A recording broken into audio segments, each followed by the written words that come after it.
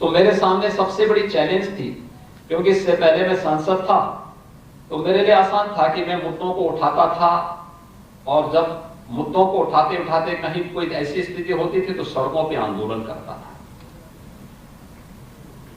लेकिन अब मेरे ऊपर ही था, मैं किसको ब्लेम करूंगा,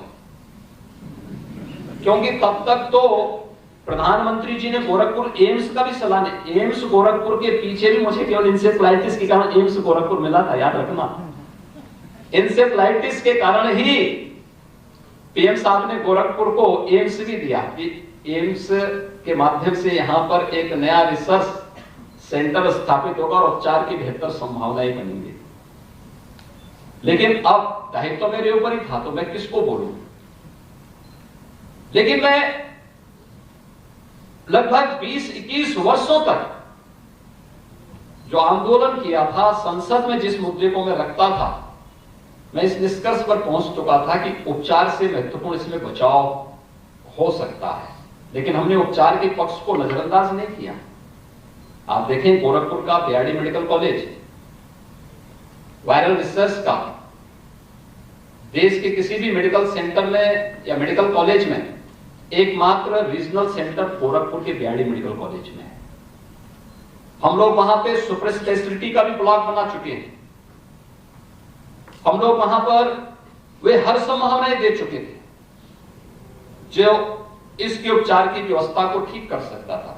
फिर गोरखपुर और बस्ती कमिश्नरी के अंदर हर एक डिस्ट्रिक्ट हॉस्पिटल में, सीएससी में पीकू और मिनी पीकू का निर्माण कार्य भी हम कर चुके थे। हम लोगों ने इसके बाद निचले स्तर पर इंसेफ्लाइटिस ट्रीटमेंट के सेंटर भी स्थापित किए, सर्विलांस को मजबूत किया। लेकिन इस सब के बावजूद हमें यह था कि नहीं, अभी भी हमें इस पर विचार करना चाहिए कि उपचार से महत्वपूर्ण बचाव हो सकता है। तो मैंने उत्तर प्रदेश शासन से जुड़ी हुई लगभग 9 विभागों को एक साथ जोड़ करके उन सब के जितने भी अपर मुख्य सचिव, प्रमुख सचिव स्तर के अधिकारी थे, उन सबको मैंने जिम्मेदारी दी कि भाई देखो, इसमें स्वच्छता एक बड़ी भूमिका का निर्वहन करेगा। उन क्षेत्रों को चिन्हित करिए जहां पर इंसेफ्लाइटिस के मरीज आते हैं और वहां पर हर घर में टॉयलेट हो। स्वच्छता के अभियान को विशेष महत्व दो। उन क्षेत्रों में शुद्ध पेयजल की आपूर्ति हो। वहां पर स्कूली बच्चों को हम स्वच्छता के प्रति जागरूक करें। उन क्षेत्रों में हम लोगों को सैनिटाइजेशन की कार्रवाई को एक स्तर पर आगे बढ़ाना है। हमने वहां पर कुपोषण के खिलाफ भी एक बड़े अभियान को अपने हाथों में लिया। महिला विकास और बाल विकास और पोषाहार विभाग को भी इसके साथ जोड़ा गया। दिव्यांगजन कल्याण विभाग को भी इसके साथ जोड़ा। लगभग 9 विभागों को जोड़ करके और स्वास्थ्य विभाग को उसका नोडल विभाग बना करके अभियान सामूहिक रूप से चला। और इसमें हम लोगों ने यूनिसेफ की मदद ली, WHO की मदद ली, 5 जैसी संस्थाओं को इसके साथ जोड़ा और 4 वर्ष के अंदर ही परिणाम आ गया कि 4 वर्ष में हम लोगों ने 95% मौतों को नियंत्रित करने में सफलता प्राप्त कर ली। ये जो सीजन है 15 जुलाई के बाद से प्रारंभ होता था और इस समय कोई दिन ऐसा नहीं होता था जब गोरखपुर के बीआरडी मेडिकल कॉलेज में 10 मौतें, 20 मौतें, 25 मौतें एक दिन एक छत के नीचे बच्चों की न होती रही हो। और लगभग नवंबर तक ये सिलसिला चलता था। अकेले बीआरडी मेडिकल कॉलेज में भी 500-600 मौतें हर वर्ष होती थी। डिस्ट्रिक्ट हॉस्पिटल की अलग है, जो व्यक्ति हॉस्पिटल तक नहीं पहुंच पाया उसकी अलग है। ये लगातार ये सिलसिला चलता रहा। लेकिन आज मैं इस बात को कह सकता हूं कि जो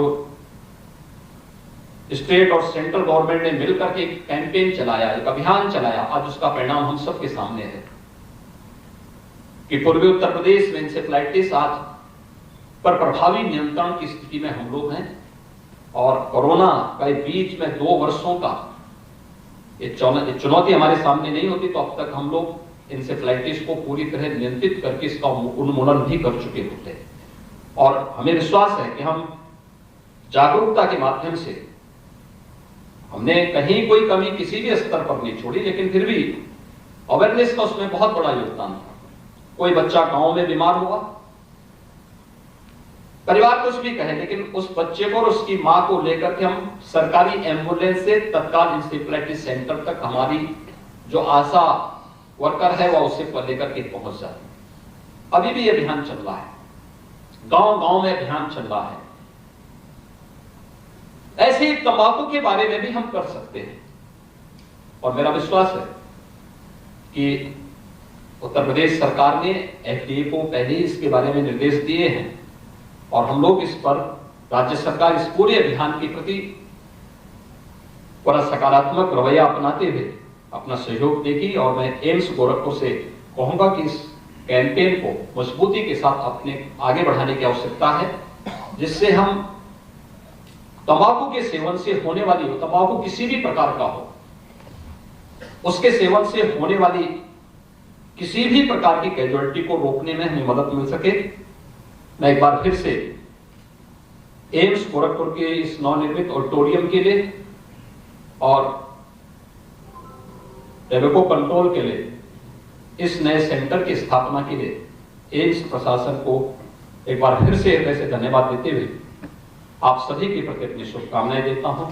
आप सबसे आग्रह करूंगा कि यह देश आजादी का अमृत महोत्सव मना रहा है।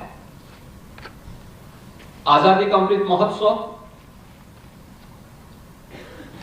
25 वर्षों की एक नई कार्य योजना के साथ, जब 25 वर्ष के बाद देश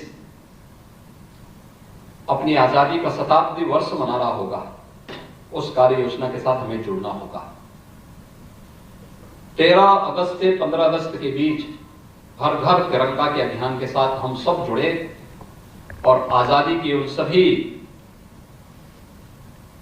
अमर सपूतों को, जिन्होंने भारत की स्वाधीनता के लिए अपना सब कुछ निछावर किया था, उन सब का हम अपने घर में तिरंगा लगा करके सम्मान भी करें। एक बार फिर से एम्स प्रशासन को इस अभिनव अभियान के लिए हृदय से बधाई देते हुए अपनी शुभकामनाएं देता हूं। धन्यवाद। जय हिंद।